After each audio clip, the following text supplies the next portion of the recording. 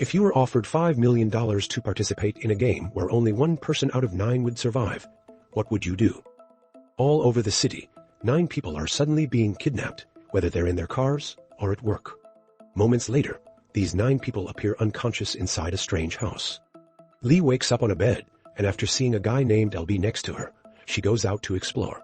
Nobody answers when she says hello, so she keeps looking around until she finds 2 unconscious men in another room. Confused, Lee next tries the main door, but finds it tightly locked.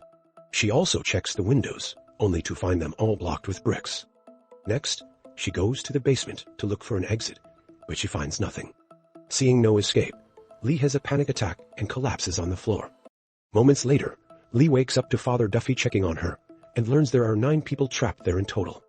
As they wonder what's going on, they're greeted by a strange voice from a speaker. It tells them they weren't chosen for who they are, but for what they are. The voice also tells them they've been brought together for a game that will test their character. This is all for the entertainment of the watcher, who is watching and listening through 75 cameras and many microphones around the house. The winner of this game will be the last one alive. They will be freed and also given $5 million.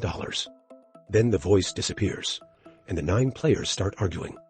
Some believe the game is real while others don't, but the main worry is that 8 of them will die somehow. Suddenly, Jay pulls a gun from his pocket to show everyone, saying that things must be serious if the kidnappers let him keep it. Noticing everyone is scared by the gun, Jay explains he's a cop, but the others still think it's unfair that he has a weapon. Because of his tough background, Albie gets angry at Jay.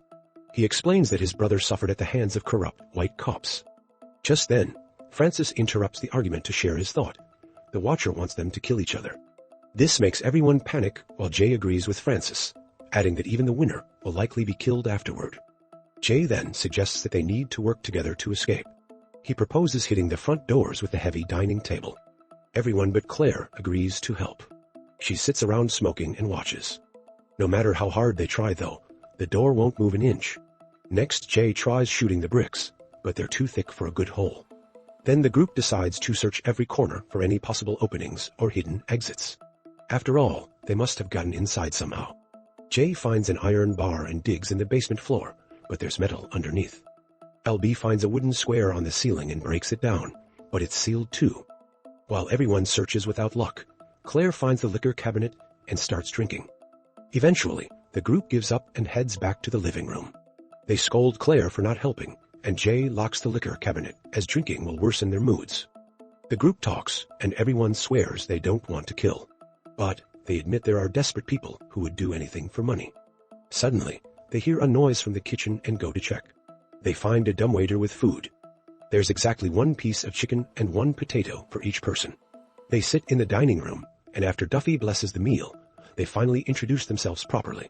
Duffy is a priest, Jay is a cop, Lee is a dancer, Claire is a famous tennis player, Francis is a musician, Cynthia is his stay-at-home wife, Albie is a rapper, Max is a fashion designer, and Shona is a recovering addict on parole. In fact, she has an ankle monitor, which gives the group hope that the cops will come looking for her. Lee doesn't eat meat, and everyone is already fighting over her chicken. Jay trades his potato for it to avoid trouble. LB complains that being kidnapped made him miss a meeting with a record company that could get him a deal. When some doubt his skills, LB impresses them with an improvised rap. After dinner, they discuss how to split the rooms. There are 5 rooms, each with 2 single beds. Duffy will have a room to himself since he's a priest, and Francis stays with his wife. The other 6 pick names to decide their roommates. Jay ends up with Lee, Claire with Shona, and Max with LB. Each pair goes to their room. Soon after, Claire finds Shona going through her bag, which makes her furious, and starts a silly argument. LB practices his rhymes in bed, and Max worries about having only 1 outfit. He hangs his jacket carefully. Duffy prays for a while, and Lee and Jay chat to get to know each other. Francis tells Cynthia that the money is tempting, and she's shocked he'd even consider it. Hours later, during the night, someone attacks Jay suddenly. After struggling, Jay reaches for his gun, but the attacker runs away too fast. It's too dark to see their face. The noise wakes everyone up, and another argument starts. They toss around wild accusations, making them distrust each other. LB becomes the main suspect because of his anger towards Jay, and the comments turn racist. Duffy calms everyone down and sends them back to bed. Later in the morning, the players find the house getting hotter and hotter. Yet another fight almost breaks out, but then they hear noises outside. They assume it's the police tracking Shona's ankle bracelet. The group rushes to the front door, shouting and banging like crazy. Francis watches them, thinking it's pointless. Desperate, Jay fires his gun, but the noises fade away, and they're left alone again. This makes everyone accept how bad things are and lose their last bit of hope. Jay unlocks the liquor cabinet, and everyone except Duffy, Lee, and Jay drinks to forget. They put on music, but LB changes it to something upbeat when he hears it slow and sad. Soon, the drinkers start dancing, even as the house keeps getting hotter. Meanwhile, Francis tries to hit on Lee. She reminds him of his wife and gets him to back off. Francis sneaks back to his room with a liquor bottle. He muffles the sound with the bedsheets and breaks it to make glass shards for a weapon. He hides one on the door frame and the rest in the toilet tank. Eventually, everyone gets too wasted to keep dancing, leaving just Cynthia and LB in the living room. They're dancing close, so when Francis sees them, he assumes the worst and attacks LB for flirting with his wife. A fight breaks out, and while Cynthia tries to stop them, LB accidentally pushes her. She hits her head against the railing and dies instantly. LB tries to apologize, but a furious Jay drags him away and locks him in his room using the iron bar on the door handles. The group covers the body with a sheet and takes it down to the basement. For the rest of the day, the players wander, lost in their thoughts. Francis finds his wife's lipstick, puts it on, and kisses the mirror. In the evening, as the heat becomes unbearable, the players are annoyed to find their dinner is just potatoes, and in smaller portions. LB starts banging on his door, demanding his share. After much pressure from the others, Jay takes LB a tiny piece of potato. Duffy thinks this is unfair and goes to give LB more food. Worried, Jay rushes to stop him, but the door is already open. LB bursts out and grabs the iron bar, beating Jay mercilessly and destroying his face. When he realizes what he's done, LB hides back in his room. Duffy checks on Jay, who uses his last breath to give Duffy his gun. They cover Jay's body and take it to the basement with Cynthia's. For their next meal, they get extra food and wine with a good work. Note their reward for killing. Only Lee and Duffy eat together in the dining room.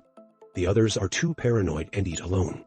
Francis takes a portion to LB, saying he earned it, and understands Cynthia's death was an accident. He's not angry. Moments later, Lee and Duffy check on LB, only to find him dead, hanging from the ceiling with Max's scarf. When the news spreads, another argument starts. Everyone suspects Francis took revenge for his wife. Francis thinks LB killed himself, then tries to blame Max since it was his scarf. Duffy stops the fight again, saying it's useless. Everyone goes their separate ways, distrustful of each other. Duffy and Lee take LB's body to the basement. Francis keeps using the lipstick secretly, showing he's losing his grip on reality. Later, Claire finds Shona touching her stuff again. They start a new argument, which quickly turns into a slapping fight. When Shona leaves to smoke and calm down, Claire grabs a corkscrew and stabs her. In another room, Lee is washing her face when Francis appears. Without warning, he rips the light fixture off the wall and throws it in the full sink, electrocuting Lee and making her collapse. Meanwhile, Duffy goes to talk to Max. He says he only trusts Max and Lee and wants to work together to survive. Greedy, Max asks for extra food in exchange, but Duffy refuses because it wouldn't be fair. Max ignores him and tries to steal a big portion. Duffy pulls out the gun and makes him drop everything. Duffy starts forcing Max out of the kitchen, but in the hallway, they find Shona's body. While Max runs back to the kitchen, Claire tells Duffy she killed Shona in self-defense. Duffy tries to take her away anyway. They walk by Lee's room and find her dead too. While Duffy prays over her body, Claire uses the moment to run away. Right then, Francis shows up and pretends to be surprised Lee is dead. Duffy sees through him and raises the gun. When Duffy can't bring himself to shoot, Francis mocks him and demands the gun. Seeing no other choice, Duffy shoots Francis but only hits his stomach. Meanwhile, it turns out Lee is alive and starting to wake up. She comes out and sees Duffy shoot Francis, so she runs to hide in another room. There, she slips and knocks over the toilet lid, revealing the hidden glass shards.